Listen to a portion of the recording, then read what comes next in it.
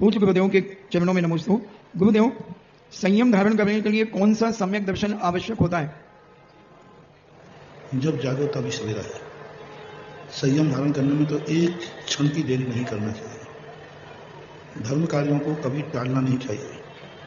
धर्म कार्य का जिस समय भाव आवे उस समय तुरंत धारण कर लेना चाहिए, तुरंत, क्योंकि कल का कोई भरोसा नहीं, परिणाम बदलने में।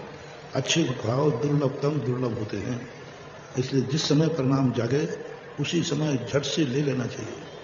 काल करंते आज कर, आज करंते अब, पल में पल रहे हुए गो, भोर करेगो तब।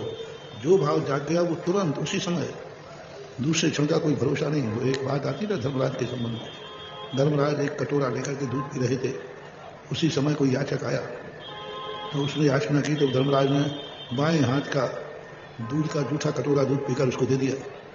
तो भीम ने कहा, भैया आप तो धर्मराज कहलाते हैं, आपने नीति विरुद्ध कार्य क्यों किया? दान दाएं हाथ से दिया जाता है और जूठा बर्तन मांग करके देना चाहिए था, ऐसा आपने क्यों किया?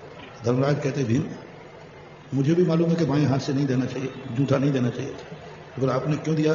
बोले, जब तक मैं बाएं से दाएं हाथ में लेता तब तक परिणाम बदल जाता, तो इस हाथ से इस हाथ में लेता तब भाव आ जाता, इसको सोने का क्यों दो? अब सोचना कितने यहाँ हाथ में, इस हाथ में लेने में भाव बदल सकता है और इतने में बदल जाता तो क्या? इसलिए बाएं हाथ से दूर देने में इतना दोष नहीं है जितना कि भाव बदल जाने पर बेचारे को मिलता ही नहीं।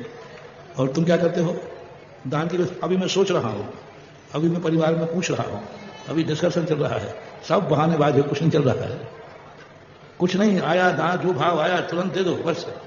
संयम का भाव आया तुरंत ले लो। आज जो समय है वो गोल्डन चांस है, कल कोई भरोसा नहीं। जो उन्होंने आज टालते गए तो जिंदगी भर टलते ही जाते हैं, ऐसा।